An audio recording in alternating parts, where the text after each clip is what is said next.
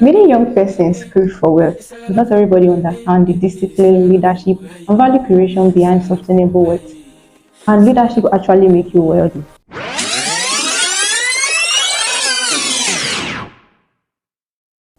Hello everyone, welcome to JCIN Uniben podcast, and I am Racheal Ifunanya Okenwa, the 2026 Director of Business and Opportunities.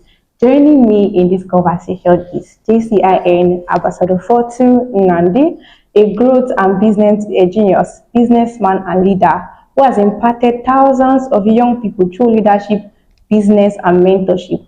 He currently serves as the JCI Nigeria Vice President, supervising the South South and Southeast District too. I'm really excited to have you in this conversation, sir. Thank you for joining us. You're welcome. Thank you. It's a pleasure doing this with you. And for this administration, we'll be speaking on smart leaders, smart money, Jaycees. While we will dive right in, I would really love to ask this question at first, sir, because I understood that you started your whole career journey during your uni days. So when you get the word smart money, what comes to mind? Well, there's a current misconception, which is that people should move towards smart work instead of hard work. Yeah. Whereas in reality, there's no smart work without hard work. So smart work is basically hard work plus direction, which is you knowing what to work hard on. So it's more about what you are working on, not necessarily the quality of time you are spending on that particular project. So as a student who wants to make money, or somebody that wants to be a smart student with smart money, what you want to do is that you want to create a system that can ensure there's predictable cash flow no matter how small. And when we talk about a system is basically anything that saves you serious time, energy, and money. So whatever you can put in place that ensures that your time is saved, your energy is saved, or your money is saved, then that's a system. So how can that system contribute to your wealth? And when we talk about wealth, there are usually three stages. So we have wealth creation, we have wealth management, and we have wealth multiplication. So wealth creation is basically around how to make money. Management is how can I manage the money I've made? And then multiplication is how can I multiply the money I've managed? But as a student, you have to start from stage one, which is making money by creating a system. Yeah. Wow. So smart students, smart money, create systems that will save you time, energy, and then generate revenue for you. I hope we are actually pending down a whole lot because this is going to be very, very wonderful. Then to our next question, sir. Our next question says, do you think leadership affects financial success? Yes, very well. I like to put it this way that everything will always rise and fall to the quality of leadership that is in that environment. So, for instance, when a child is born, the child is born into a family. The entire experience that child is going to have growing up will be directly proportional to the quality of leadership of their parents. So if your parents are exposed, different experience. Your parents are not, entirely different. So as the child begins to grow up, the child is enrolled into a school, primary, secondary, whatever. Now, that child's life will be shaped by the quality of leadership of the teachers. And then that child probably goes to a jam lecture house, and same thing, you gain admission to university, and your life is automatically exposed to the quality of leadership of your lecturers and all. And the tricky thing about leadership is that 1 year of bad leadership can undo the labor of 15 years of good leadership. Yes, and that's one of the problems we're having in our dear country. So whatever you are seeing in your country, in your state, in your environment, whether good or bad, we can always trace it to the quality of leadership. And that's what JCI is all about. We're all about training leaders and releasing them to the society to ensure that they create a positive change. Yeah. So that means leadership, for those of us that really are thinking that we have not really fit into a position as a leader, we are actually leading. We are leading our homes. As parents, we are leading. As a child or an elder sleeping, you are actually leading. Wherever position you find yourself, leadership is within your environment. And I hope we are actually taking note of that. So our next question says, can leadership create opportunity money can't buy? Yes, actually. In fact, every money-making opportunity was set up by an effective leader. So there is no money without leadership. Wow. Wow. Every morning making opportunity. That's true. Okay, so our next question says, what financial pressure do young leaders face today? Family. I would have How? said peer pressure or friends, but family. Okay. And the reason why I say so is that when a child is born into a poor or average family, the problem there is that the parents begin to look at that child as a future cash cow. Oh. So instead of growing, bettering their own lives to create wealth that their kids can manage, they start looking at the children as a cash cow that's going to provide for them at old age. So what that does is that you see a young boy of 12, 13, 14, and or girl being exposed to realities they are not supposed to. So that child is forced to make money. And while it appears good because the child is growing, the truth of the matter is that the motive of the parent is not for the child to grow, but for them to make enough money to send home. And that's where the question mark begins to stem from. I will give an example. While growing up, there was a young boy, I think we were in the same class, and this guy happened to be one of the finest, was always taking first. And the guy wanted to come to Uniben with me alongside my other classmates. That guy's parents pressured him into Yahoo because the neighbors' children that were doing Yahoo, they're already buying cars. And Wow. now, let me surprise you. His parents bought him his first laptop that he used to do Yahoo. Are you serious? Wow. Are you serious? So we have parents that are pushing their daughters to do hookup. Maybe your mates, they buy wig for their mama. And as innocent as it sounds, the child is not receiving the information the same way. So Yeah. What financial lessons did life teach you personally, and what was the habits that helped you grow? financial lesson is if you don't sell, you beg. And I always talk about sell or beg. Yeah. So as a student, you have to learn how to sell. And when we talk about sell, you have to learn how to sell yourself. You have to learn how to sell your skill, and you have to learn how to sell whatever product or service you are, whatever, and then you learn how to sell your company. So you realize that at the end of the day, we're all salesmen. You're on this podcast, Yes. you are projecting the best version of yourself. So you are selling yourself. We started, hi, my name is Racheal Ifunanya Okenwa. The others, you selling yourself. Yeah. So if students begin to prioritize learning how to become a better salesman, then they will achieve more. And the reason why I said learning how to become a better is because we are all salesmen. Yeah. So you are not learning how to be a salesman. You are learning how to become a better salesman. Wow. And there's this thing I read, so it said everybody's selling. Even if you're a doctor, you are selling. Anything you are doing, you are selling. So it's not just those persons that you said they are portraying a particular service or products that are selling. Everybody's selling. In whatever profession you find yourself, you are selling yourself. Thank you so much, sir, for that. So our next question is, have you ever had a bad money decision? Yes. How do you feel about it, and how did you handle it? I've had many good money decisions and many bad money decisions. Wow. And I think the most memorable bad money decision I made was in terms of financial markets. So I was trading, making a lot of profits, and then an investor came to invest money. And after growing the money went out. I had to start paying to recover the money I didn't eat, as the case may be. So that was a very bad money decision I made. So what were the habits that you feel that helped you overcome or help you bounce back, if that as the case may be? When it comes to habits that helps you to make money, especially as a student, the first thing you want to do is look at yourself. What do I have that other people don't have? What's my unfair advantage? If you're a talkative, you can refine that skill into public speaking. Yeah. If you are someone that is always very dramatic, you can go into content creation. Yeah. So the first thing is, what's my unfair advantage? What skills can I learn to complement my unfair advantage? And then how can I turn that skill into a business? So, because it's one thing to learn a skill, the other thing to learn the business of that skill. So the people who are frustrated in entrepreneurship are people who learned the skill but did not learn the business of the skill. So you have somebody say, I'm a fashion designer, okay. How much is your skill making you? But someone I was telling something, I said, if I ask you how much your business has made in the last 1 year, and you need to look at your account statement or check your phone to know, I can just tell that you're a serious person. So your unfair advantage, the skills that complement it, and then how can I transform that skill into a business? Yeah. Wow.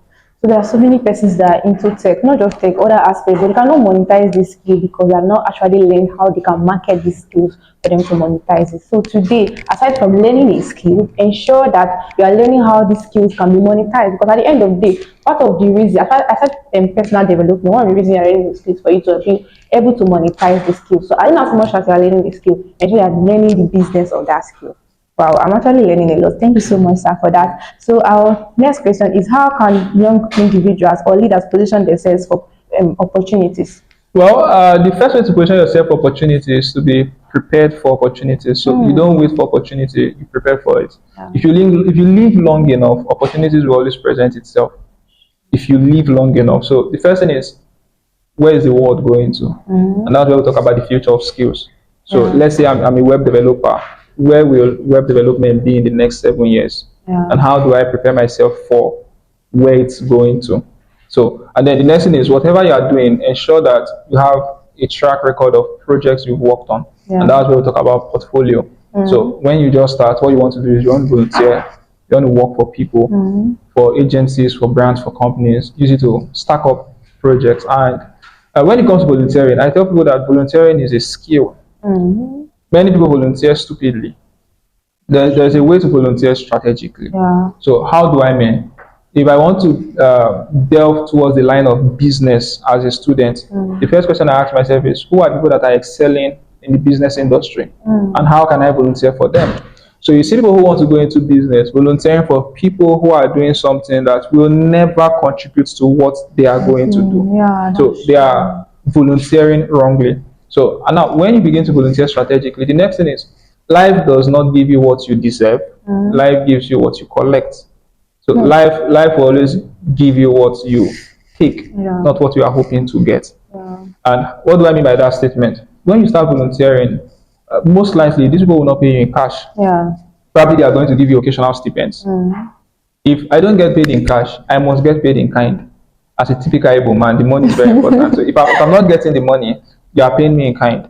And how do I mean? Yes. When I volunteer for you for, let's say, 3 to 4 months, and my goal is to help you save your time, Yeah. is to help you save your energy, and to help you save your money. Yeah. Okay, so our next question says, tell me about a time when networking was really as powerful as people say. Well, there's a saying that your network will always determine your net worth. Yeah. And that's true. Because the truth of the matter is, as a student, you are just one referral or one recommendation away from what looks like big success to you. And I tell people, whenever you get an opportunity to explore as a young person, grab it. When I'm invited to speak on stage for free, I deliver as much as I would when I'm invited to speak on stage for money. You most likely would not be able to detect so much change because I give my all. And I'll give you an example. So I remember when a protege of mine then hosted entrepreneurs hangout in Abakaliki. Then I was still an undergraduate, so I had to travel to Abakaliki to speak for free. I was PCCing everything, dishing value. And I didn't know that the host of one of the biggest events in Abakaliki was there. And a few months down the line, I got back to Benin and I got a call. Hi, good afternoon. We are planning to host a particular conference and would love for you to be a speaker. And I was like, okay, no problem, let's do it. And when the flyer was out, I saw persons on the flyer. But one of those persons was Peter Obi was on the flyer. Wow. We had what was his name? I think Ugochukwu Umeogo. Okay, I don't know if I pronounced the name very well. Then I can't remember the other persons. But were 19 persons were there. And it all began by delivering crazy value in a free hangout. So imagine I did not do it well. And that gave way for me to build better networks. I'll give you another example.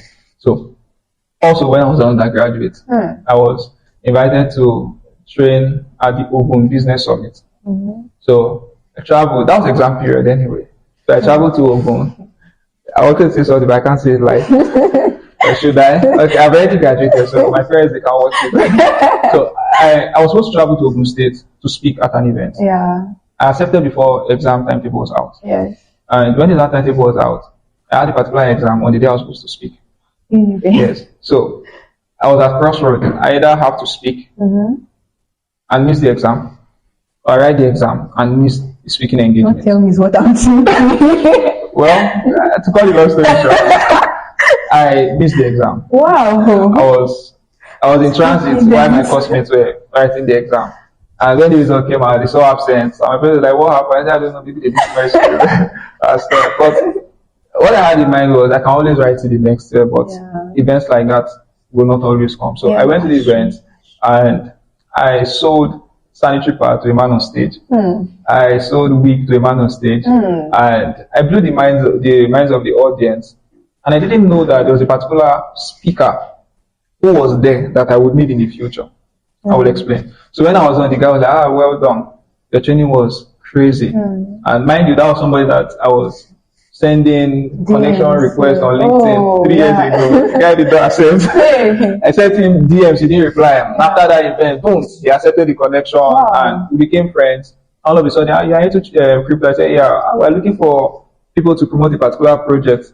Do you have up to 20,000 followers on Twitter? I said, I have over 30,000. You're like, okay, we need you then. Just help us to promote this project. And to cut the long story short, with one tweet, I made about $4,000 just by speaking at the event and delivering value. So the event I was not paid. The connection I got the money.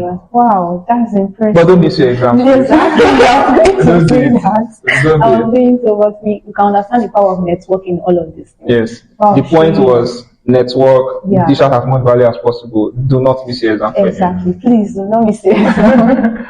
Okay, our next question is, what skill do you think every student leader should learn or develop and why? Why effective communication? That's the only skill you need to survive life or death. A gun on your head, the only way to walk out of that station is talking your way out of that station. That's the only skill that cuts across everything. Whatever you are doing, you need to master how to talk. You want to network with people, you must master how to talk. You want to sell something, you must master how to talk. You want to introduce yourself to somebody who is not able, you must master how to talk. You want to get a life-changing position that requires an election, you need to read the manifesto, you must learn how to talk. Like literally everything. You give birth to children, you want to train them, you must learn how to talk. There's nothing you will do in life that will not demand your speech. So you might as well learn how to speak properly. And I'll give a quick example. So I grew up in a particular church and there was this lady, I won't mention his name. So at the time he was 50 something, he had a wife, children, all his children are way older than me to tell you how old he is. At the time he was 50 something. So when we got to his house, I noticed that he was a very shy person, very reserved and shy. And he made a very striking statement, which was that whenever he finds himself in a room where there are more than 2 people, he cannot talk. He always has what we call stage fright. He's always nervous. So instead of him to voice his opinion, he allows other people to talk. And it dawned on me that if you don't know how to fix some problems you have now, you will take them into old age. And imagine living a life where you don't ever have a say. Exactly. It's terrible. So if there's any skill any student must learn, it's speaking. Effective communication. I hope we can see and hear the power of effective communication. I honestly didn't think that was a very necessary skill. But actually, if you think about it in life, for you to do anything you do, it involves around effective communication. How you're able to voice out your opinion about something. If not, you remain shut down in your room. You cannot communicate. You cannot talk about your own opinion. You cannot voice out what you think about something. So effective communication, even in public speaking, matters a lot. So that's our next question says, what is one dangerous mindset keeping young leaders broke? Okay, Chuko Kama, God's time. So yeah, a lot of people say God's time is the best, and it's just a way to brand your stupid habit of procrastination. You are just a lazy procrastinator that does not want to admit, and so you keep relying on God's time. I believe that if you believe in God, then where God exists, there's no time. So how come we are limiting into time? So I'm a firm believer that every time is God's time. Depends on when you are ready to. So you see people instead of doing something, the opportunity to present itself when God's time is the best. You don't know what you're saying. That's true. The good people are saying God's time is the best. The bad people are making use of that time. Whenever you see an opportunity, you Like, in Exactly. fact, every time you fail, it teaches you how not to fail the next time. So why should you be scared of failing? You should embrace it. But I believe that people should master how to fail early. Yeah. You are still very young, so even if you fail for the next 20 years of your life, you are still on time. Mm. If you fail for the next 20 years of your life, you are still on time. I remember when I was like, I think I was 21, and I told the power me that I want to give myself 9 years to fail. Mm. So for the next 9 years of my life, I want to experiment everything, experiment everything. Yeah. So because I say I'm going to explore everything. Yeah. I call it, in JCI we have discovery Yeah. and all that, explore, adventure. And I said that the discovery phase for me. Yeah. I want to just explore, I want to discover everything Everything. discoverable until the age of 30. Yeah. I want to just fail and fail again. Yeah. I guess it's because there are times, this your youthful age is the age where you explore everything and you pick as much as lesson as possible. Because another thing for you to fail, another thing for you to pick the lessons that resulted to that failure and know how you will do better in the next one. As a young person, when you fail, people are going to forgive you. But Yes. as an adult, when you fail, you are not forgive you. Why not fail now that you can fail? Ah, that's a word. Wow. Okay, so our next question says, what truth about money do people avoid hearing? Okay, the truth about money people avoid hearing is that the amount of money you make will always be directly proportional to your personal development.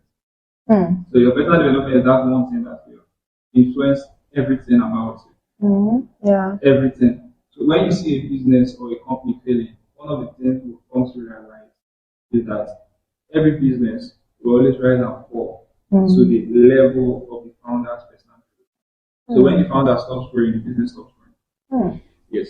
And as a young person, if you don't develop yourself personally, those money making opportunities will never. There's a saying that a man often meets success on his way to success. You don't meet it at the destination, yeah. you meet it on the way.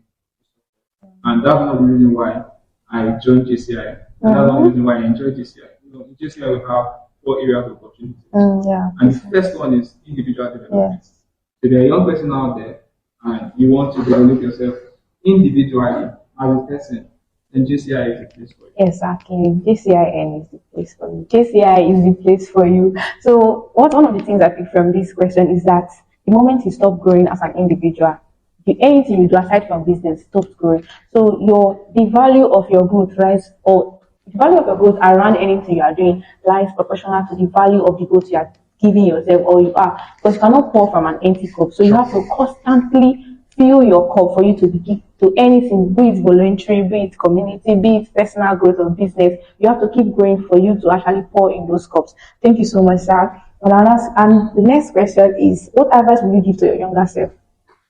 Because your younger self, they're actually talking to us. So The other time I'll teach my younger people is what I have been saying, which is very simple. Fail as much as you can. so Aggressively. I like to put it that way. Just keep failing. Like I said before, every time you fail, you learn how not to fail again. yeah. As simple as then also, as a person, you have to be a principled person. Right? So most times people talk about principle boundaries. Boundary are rules you put in place that determine your relationship with other people. Principles are rules you put in place that determine your relationship with other people. And so, as a young person, you must have principles you stick to. Yeah. So, for instance, for me, I don't ever dish information from my research. I dish from the overflow. How do I mean? I have a rule.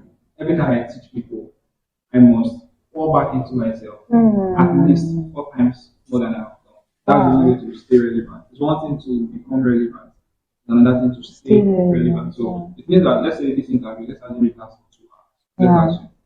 So it means that when I get home, I have 8 hours to myself.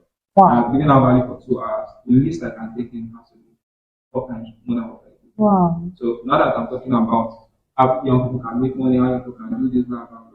I've given value, right? It's time to give myself value. So as a young person, you must have principles you stick to. Values that you don't compromise. For some people, their value is excellence. If they can't leave something better than they meant it, they don't do it. For some people, their value is punctuality. they never show up to any meeting late. Yeah. For some people, their values integrity. Yeah. Meaning that their words, their word, yes. So some people, their values honesty. You never catch them lying. So the first question you ask yourself as a young person is, what are your core values? What are your core values? What are the principles you like to keep and all that? And when you want to be most importantly, feel very Wow. So being able to learn that as not much as you feel, be a principled person. Stick to that thing that sets you apart. That you believe that this is me, this is who I am. That makes you unique. Stick to it and work with it. So as you're failing, you're principled enough to know how to discipline yourself. Like he said whenever he goes out for anything that requires him pouring out value, he will go back and refuse himself 4 times that whatsoever he has said or the hours he has taken, which makes him relevant and which makes him relevant. And that takes us to our next question that said, just before we end, what financial message would you leave for every JC, especially the ones watching this video right now? Well, as a JCI collegiate member, because I want to believe not only the member. Yeah. You are still very young. Explore. Attend conferences. You never know who you are going to meet in those conferences. Then also, let me put it this way. For serious persons in school, their life is usually a straight line. Yeah. Home class, home class, home class. And then we have people who are beginning to attempt to make it. Their life becomes a triangle. Yeah. So you now see them, they move from home to class to fellowship. Home class, fellowship, home class, fellowship, home class, fellowship. And then in the next stage, people will now do home class, fellowship, JCI. Home class, fellowship, JCI. One of those categories. Okay. And then we have, I want to call it the last stage. Home class, fellowship, JCI business. Yeah. Right. So we now have people who are going to classes, they don't want their academics to suffer. The first reason they are in school is for their academics. Yeah. Then they don't want their spiritual life to suffer. They don't want their JCI career to suffer. And they don't want their business to die. So as a student, how do you manage this whole thing? And that is for you to discover. You have to create a system and you have to put a structure in place that enables you to explore 4 categories perfectly. Yeah. And you need to understand there are times where you have to make sacrifices. Because the truth of the matter is that you will not be able to function properly in all 4 categories. Yeah. Optimally. Yeah. Right. So one of the things you want to do is at every stage in life will force you to sacrifice 1 or 2 for the other 2 to go. So what do I mean? There's a principle called Pareto principle, which says that 80% of the success you get come from 20% of the activities you do. So as a student, you want to ask yourself, all the activities I'm doing today, what are the activities that are responsible for 80%? Yeah. So if I say that, okay, 1, 2, 3 are responsible for 80% of my success, if I am smart, I should dedicate 80% of my time to that 20% that gives me 80% of the success. So the most important thing to do is to identify the activities that are contributing to your success. Yeah. Give those activities 80% of your time. And the ones that are not contributing to your success, give them 20% of your time. And that's how you do it as a young person. Wow. So what's going to help us balance our school, juggle other service activities, juggle personal development, is creating system and giving a balance. Everything will not get a 100%. Yes, let me quickly check this one. Okay. When I was an undergraduate, I used to have a neighbor of mine, Andrew Osobale. There was something he told me that I have not forgotten to date. Because Andrew was the guy that was very academically sound. Yeah. I think he was a mechanical engineering student. Then he was always in fellowship. He was a better chess player than myself then, because now definitely better. So, and one day I asked him, okay, how did he do all these things? Especially in matters of reading. Yeah. Because he didn't like school.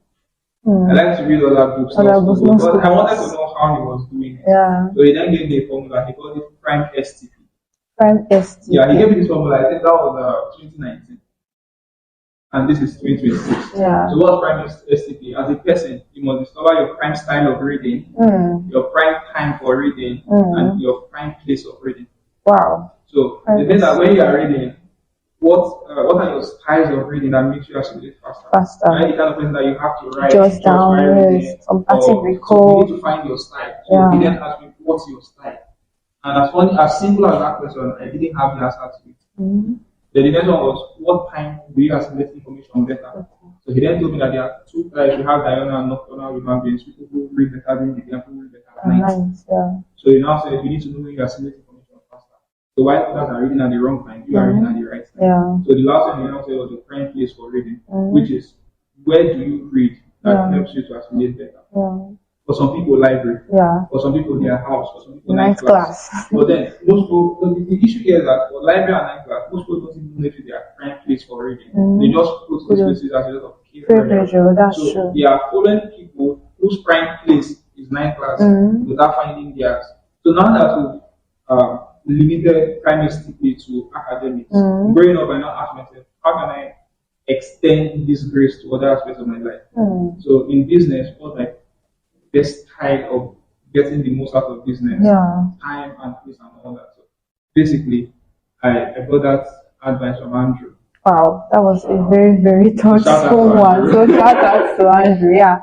Wow. Prime STP. I feel we should all incorporate that into whatever we're doing. Yes. Aside from academics, know your best time, know the best place, and how best you do all these things. I feel like it gets to save you a lot of time that you can actually wire to other things that you are doing. So this we have come to the conclusion of this segment, and honestly, it has been nothing sort of insightful and educational. I have learned a lot, and I hope you guys have as well. Thank you so much, sir. Thank you for taking your time and being here. And to our viewers, thank you for tuning in. Thank you for watching. I'll be expecting your comments in the comment section. Thank you so much. And always remember to lead smart, to earn smart, and to impact your world. Bye for now. Bye.